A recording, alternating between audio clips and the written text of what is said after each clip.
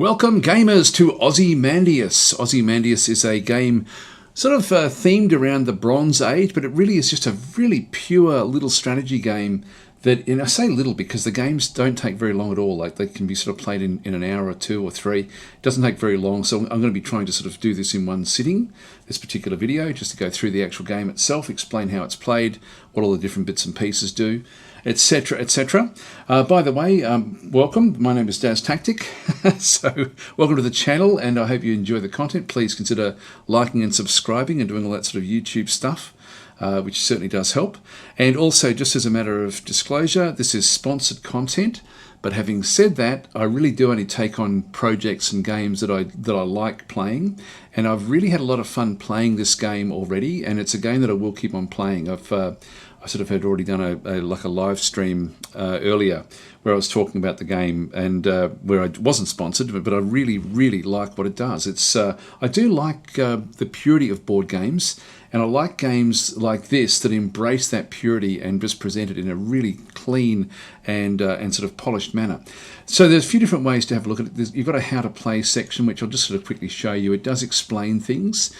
Yeah, look, it's good to just have a bit of a skim through. This one I didn't read all the way through it. There's just like 5 pages of information that sort of explain the different bits and pieces, which is good, which I won't go through right now.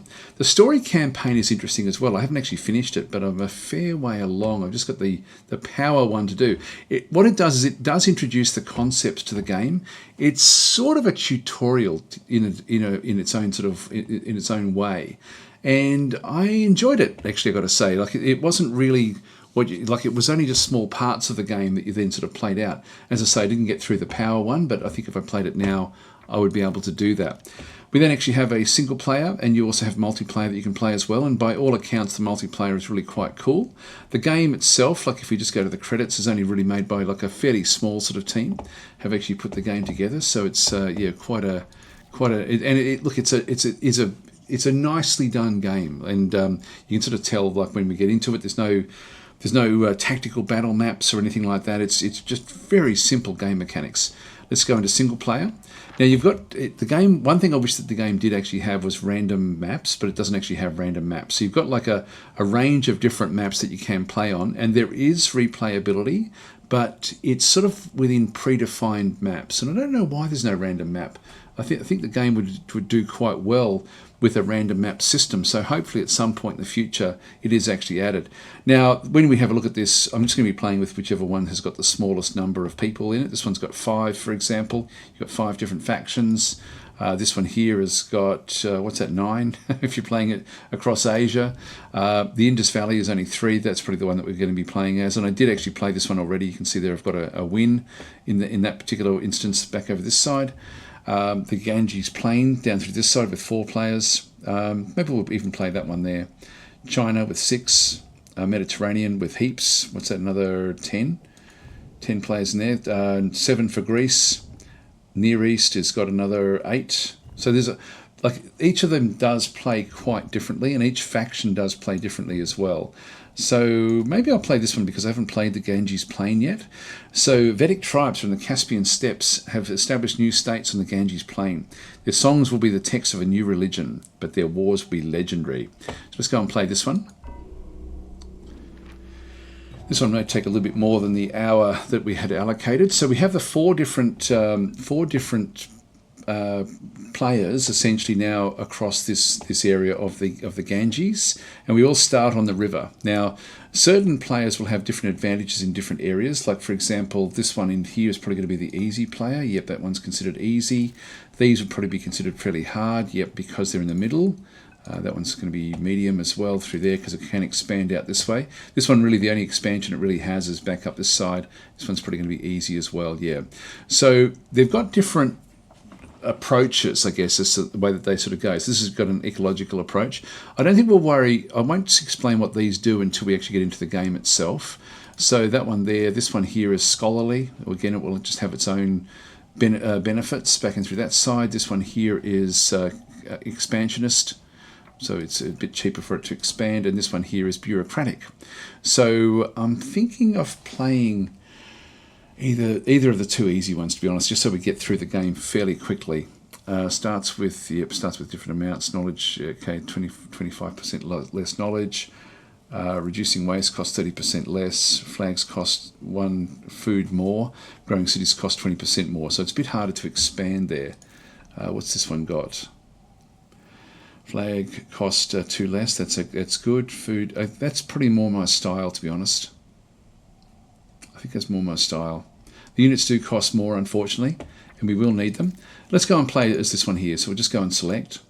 And so we've got different sorts of difficulty. Now it goes down from novice through to student, through to graduate, through to scholar with no bonus resource, through to tutor. And so you can sort of set your own level, essentially, where the AIs may get a bonus or you get a bonus.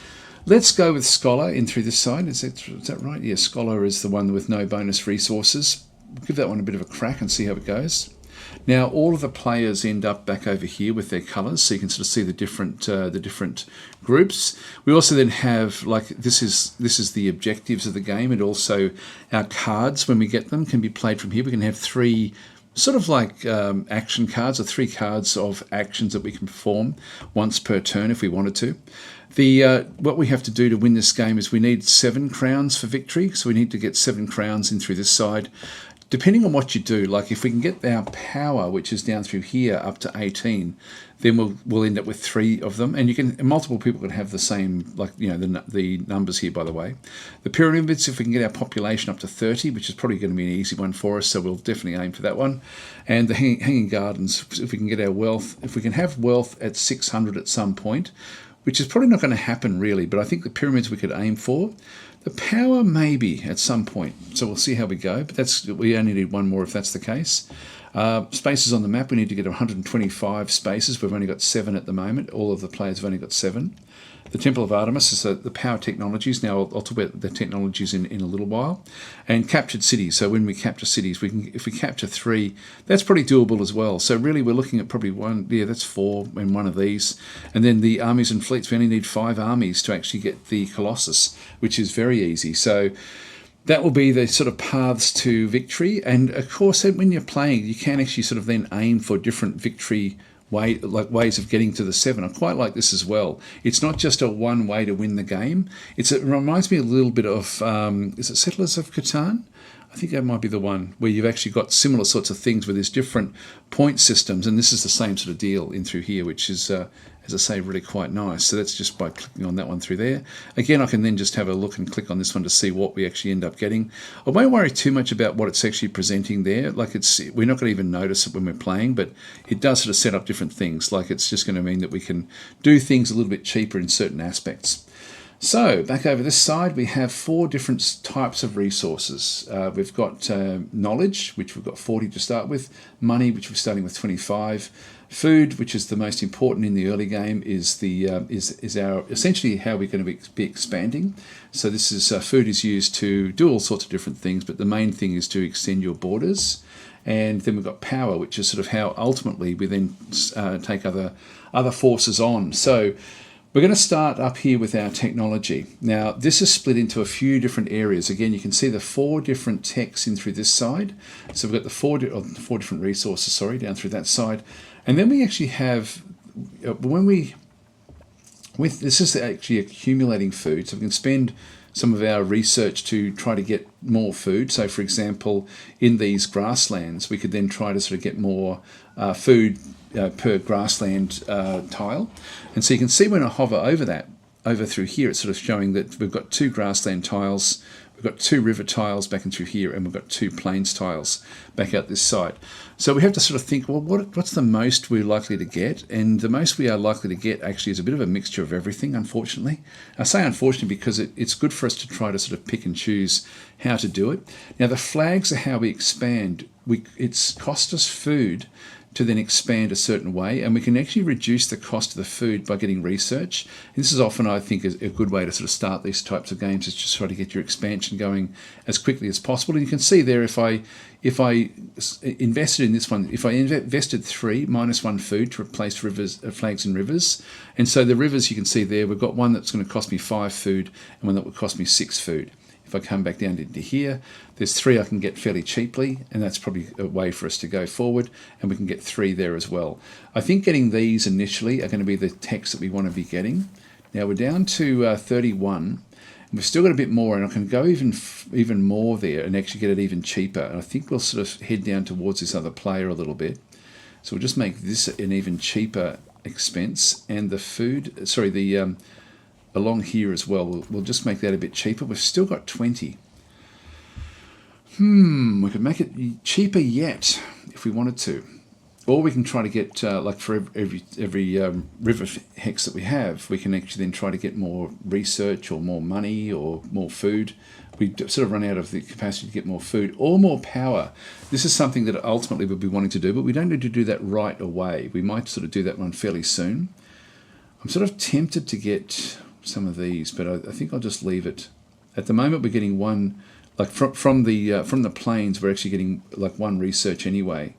And from the grasslands that we're in through here, we're getting like $1, and also we're getting food. We're getting 2 food from the rivers. So the rivers are already supplying with 2 food, and we're getting 1 food from the others. So really, we probably want to end up with more research. So I'm just thinking about how I expand. I do want to also push down towards this border. So what do I do with the 20 that's left? Do I bother with that? Plus 1 more research. It may be helpful, but then I can also get just these a little bit cheaper as well. I might just go this way, I think. No, I still will get... Well, I can get that one, and I can still get another one of these. So maybe we just go with this one here. All right, so that's now spent pretty much everything. We can't really spend anything else. I can only spend this on terrain that we already have a presence on. So we would be able to go back into here. Let's just now go to the next tab, which is our money tab. And so from here we end up having like at the moment we're spending 100% on food, and so we're spending essentially the this is the amount that we have coming in, and then we spend 100% of that, which doesn't really equate to much, but we do get a little bit of extra food by doing this one. If I reduce that, you'll see the food will start to drop in a minute. It should do. Yeah, it's coming down the bottom there. Every time I sort of drop that, it just means less food each turn. Now, we do want to have the food expanding at this point in time. When we get armies, we'll be wanting to then switch it from food and across into base power. Our first army is going to cost me 84, so that's quite a bit. I might just reduce this slightly, just so I'm getting a little bit saved up. I just want to save a bit of money each turn, so that will then work. And we saw there back in here, I can actually get money by having these as well. So the grassland will supply me with money. So maybe, do we do that? Maybe we don't do that. Maybe we'll just keep it going this way. I can also invest into research there if I wanted to. So the next one is our food tab. And when I click on this one here, we can then see how we can either upgrade cities if we had 90, or we've got 20, so we can start to then push the borders down a little bit. Now, if I hover over this, it'll then tell me why it's costing me 2. And so the base for one of these is 5. It's the distance from the city makes it go up to 7 with a +2 from the city. The text that we just bought before reduce it by 3, and there's 2 adjacent hexes which reduce it by 2. And so in that case, it's going to cost me 2 to get that one. Now, I don't get that this turn. It's like a WeGo system, the game. And so I just I give my orders, and then the game sort of figures out what to do. So that was 2, that was another 2. I could go back in and get others at the back, but I want to sort of try to get this border established a little bit. So I'm going to spend the 5 there. Now we saw there before that we were getting, like I can come back to this. I can just go and have a bit of a look and sort of, whoops, wrong one. Just go back and have a look and see that, yeah, these are giving me money. This is giving me research, and I do want to get the research a little bit as well. So I might just go back into the grasslands and just get some of these as well. Just push this border around. I've still got 4, so I'll actually spend a little bit more on the river, because we do get double the food from the river. And so that's pretty much all I can do this turn. I've pretty much done what I need to do. There's my orders. These guys will now give their orders as well. So we'll just now end our turn. Yeah, that one did well. All right, there we go. So we now have a choice of different cards, and these are just random as to what comes up. So if we research 10 flag techs, we then get like a bit of a boost along and through here, or we can get crop rotation and claim more food per plains. Now we've already got 4 plains, as we can see through here. I might just go grab that one there, and we might just spend that one straight away. Now, even if I started to build more, I don't get them until the next turn, and I think that now's the time I'm going to do it. So I'm just going to go and click on this area here. I'm going to claim those. So we've got 16 at the moment. We should end up with another 8, so it should end up with 24. There it is. That's now done. So we've now spent that card. We'd only have 3 of those cards at any one point in time. And now, if we start to expand down into here, this is sort of where we're going to then be competing with the other player. This can be a bit of a problem. If we click on the power and actually look at it, we can see there that it's even there. We have control here. They don't have any real control. This is the power coming from the various centres. And so this, if we compete for these, which we probably will be, we're likely not to actually get it. Like it'll end up, if it's 50-50 like this, it'll end up where neither of us actually get it, but it's still probably worth having a bit of a look at. Now, this is going to cost me a little bit more to get some of these. I'm going to definitely grab these. I'll grab that as well. I'm down to 9. Now, I think I'll just keep on moving out this way a little bit more as well. So that's the we've got 4 left over. By the way, if you wanted to redo your turn, like if you sort of think, oh, I should have spent more on here, so it didn't cost me quite as much, or this one here, for example, by all means do it. But what I'm going to do now is I need to start competing for this terrain, and it's mainly going to be the roads and the plains. And so what I can do is I can push my power levels up. I've got 15, so if I went with +1 power in the plains and through here, sorry, in the grasslands, that means that all of these would then exert one extra power point. So I'm going to go and grab that, which then means I've got nothing else I can spend at this point in time. And so now when I click on power, we can now see we're getting an extra push along into here. So we may still not win this one, but we should now win this one here because of that extra power. I hope that makes sense. In fact, when I hover back over there, you can see the actual power points that are coming from. Now you end up with more power coming from your cities as well. You can see it goes 4, 3, 2, and then 1 on the outside edge. And then depending on what you've set up, you've then got the different other amounts that do come through. And this is actually an important way of defending your what you've actually got. So actually, we've just got the garbage man outside. I might just pause for a second. All right, I think we're done. Okay, actually, our money did go down. I'm going to save some. I'm going to just save, say, two per turn. We do need. Actually, 48 is the first one that we need to get. So we need 48 saved up to get our first army, and then the army exerts more pressure on these power points, and that's sort of how it does work. It's a really nice, simple system. Now, did they go for this one? No, they didn't. They competed for this one, but we have more power there, as we saw. So we should be fine. Yep, 2-1. And now we have placed 3 flags on deserts. That's going to be difficult for us. The deserts are over here, but we're the only one that can really do that one, I think. And in Terrant herders, we can claim 1 free flag on a location, which we'll do. So we'll actually go and we'll claim this one here, and we will claim that one straight away. So I'm going to. This will be my most expensive one, so I think I'll just claim that one through there. Also, it's away from where their borders are. So that will be okay. And then we've just got our research in through this side. I can get more power on the river, so I'll take that. That way we should be able to protect ourselves until they get armies. And then we'll need to have an army as quickly as possible in that sense. I can't really afford... Well, if I do this one here, +1 power, that's going to help. So that will then just give us an extra power push along the rivers. It's interesting the way it sort of does work. This one's expanding quite well in the middle here, but he is sandwiched between them. I don't want to be pushing this one too much, but it's going to happen at some point. So let's just go back down into here. Now, we'll go and just get some of the cheaper ones. I can actually, if I had enough food, I'd be able to then go and get other bits and pieces. That one's cheap. That's why I didn't go and grab that one straight away. These here I'll just grab because I do actually have the power from those, and then we've got 5 left over, which I can't afford anything just yet. So we'll now end our turn again. Yeah, it's competing with us, but we should have enough. Oh no, it's even.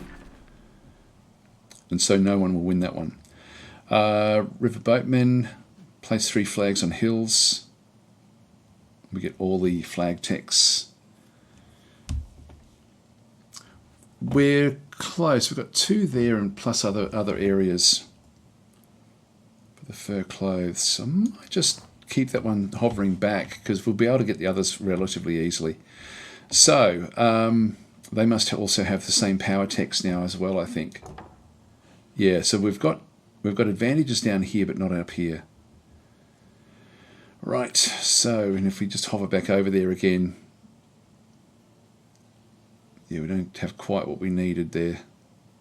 Yeah, it's diminishing. We need another city back over this side. Now cities, well, going to cost us 35 in through here. So let's not worry about the cities. Let's just go and expand a bit further for now so we can get more food. If we have a look again back at the research, we get from forest we get 1 extra food as well. We don't have any ocean, so we can't do any food from there. The deserts don't give us any food as such, and mountains don't either. Mountains will give us research, and that would be useful as well, and money. Money and research. We get money from the deserts.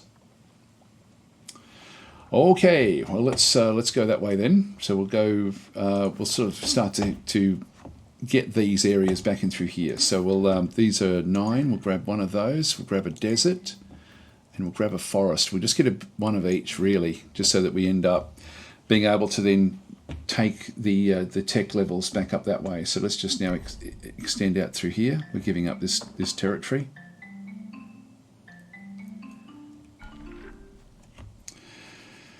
So place 3 flags on forest, you get all the flag text. Yep, we can certainly do that as well. I think we'll do that because the forests we are surrounded by forests. So we'll just go and grab, I didn't even read the other one. So there's the 2 that we actually have. Now we've got we placed 1 flag on a hill. That's all we actually ended up having. And then we've got so the flag text, we can at least get started there, I guess. So we now have these available to us. These are the flag text down through here. So for forest and mountains, I can just get all of them just by building on them. So whether I wanted to sort of make it a bit cheaper for myself or not, I don't know. Probably not, because I get all of them essentially given to me. So I'm not going to waste that on there. What I will do though is I can get more research from the river. I can't get any more food from anywhere just yet. So let's just go and grab 1 of those. That way we can sort of start to prepare a little bit for the future. Now they've already got their 2nd city established up in this river system, so we need to start to take out these different areas. Grab that as well. That's double food for us. Actually, I can't do that one there. I can do that one there. All right, got 17. Still got a long way to go before we can get an army. These are becoming quite aggressive. I'm thinking I'll try to just leave these guys to fight it out amongst themselves. And then we can claim a free desert flag. So I'll take this one here and we'll claim that one straight away.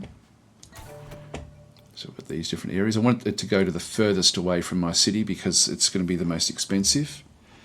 And now we also... How did we go? Place 3 flags on hills and 3 flags on forests. We didn't quite get all the forests. I thought we did. Yeah, that's forest there. That's forest there as well. Oh, must have to do it in 1 turn, I guess. Well, in that case, 1, 2, 3. Actually, that did it anyway for us. Actually, so that was the one. If we go back in now to our research, we now have all of those. Now I probably should really go back across now. I've still got a lot that I can do in here. As far as power in the forest, let's go and get that one, so we can actually at least push back against the forest, against this guy here. But I wouldn't mind, all of this is free for me.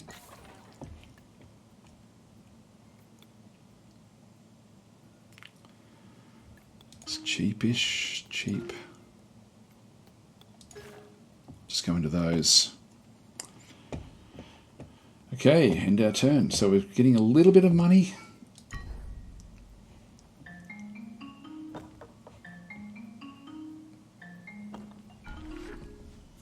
Okay, we've got salt mining. We get claim. We get an extra 3. We've hardly got any of that. Build a city on a river.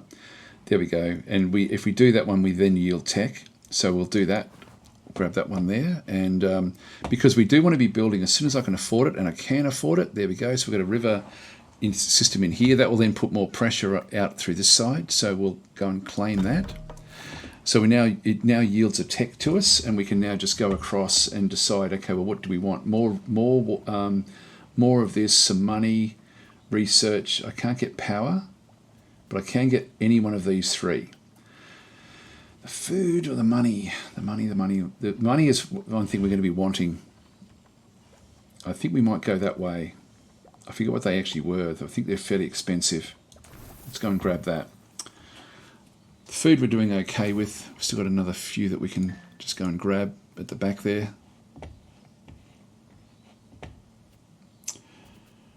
Okay, and we've still got more research we can do here as well. I might claim that one. It's easier for us to sort of grow on these plains anyway. So we'll be able to expand out into the deserts and the plains. So the deserts ultimately will then just give us more money. So we'll get a bit from there. We are going to need to get this army though. So I do need money.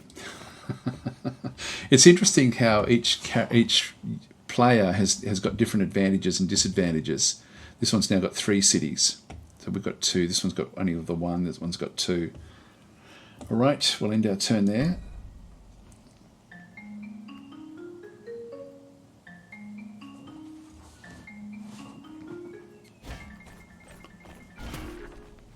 Harvest Festival. Okay, so we've still got to get flag text in there. Grow all your cities in 1 turn. Now we've only got 2 cities. We've got 40. That's going to be a little bit too hard for us.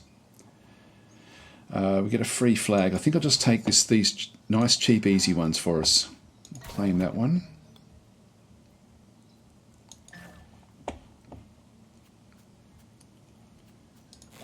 $38 in here.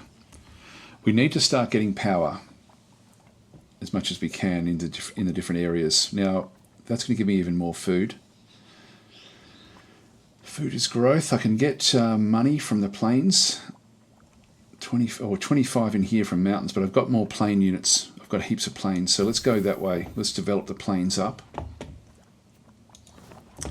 And with 40 food, I can now start to sort of push forward. I can even get more of the another city back up this way if we wanted to.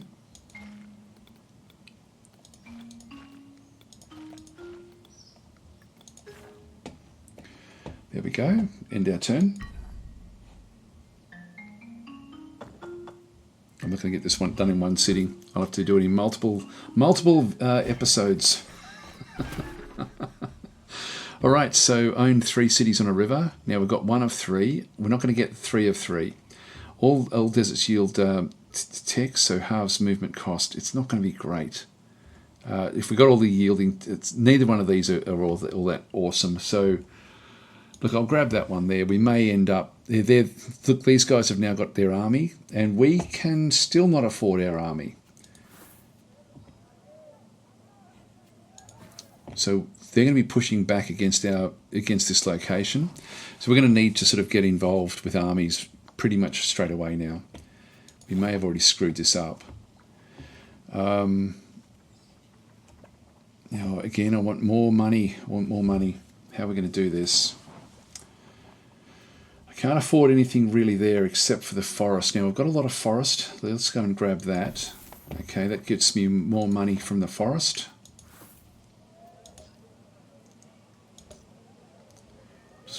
I'll spend less on that for now.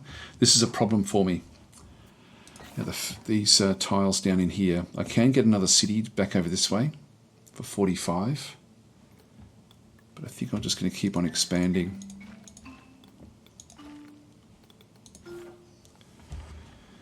Out this way, okay. Now they're going to be putting pressure on this area here. They've moved down. We should see a problem there. Yep. So they're putting pressure on that location. The only way we can save that is to put our own army in there now. Just with the pressure points that are actually on there, we've got enough pressure coming from this city to protect the areas around it, but just not enough anywhere else. Build a city 5 places away from your others. We get +1 in this city. I think we'll do that. And we'll probably end up, this is like holy city, because we can do that over here somewhere.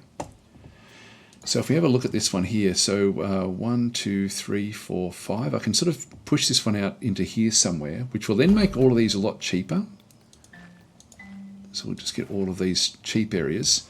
That should have then given us, yep, so we ended up getting that one through there. And that makes it a bigger city than what normally would have been. Now, if we have a look at actually where we are with everything, we can see that our population is now 9. This all comes down to the actual cities themselves. We've got like a 4, we've got a 2, and we've got a 3, I think, is the size of the cities that we actually have. The Great Lighthouse spaces, we're sort of nearly halfway there, or maybe a bit over a third of the way there. Still need a lot of technologies and things, so it's still a long way off.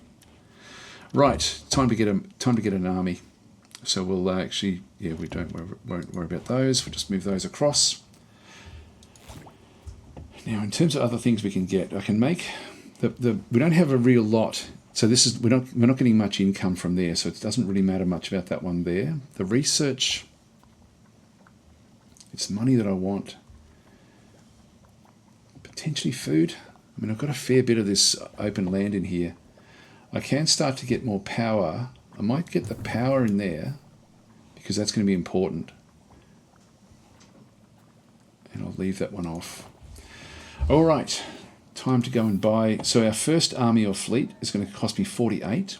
And so I need these to either push back their borders or to protect my own borders. So we're going to lose 1 there.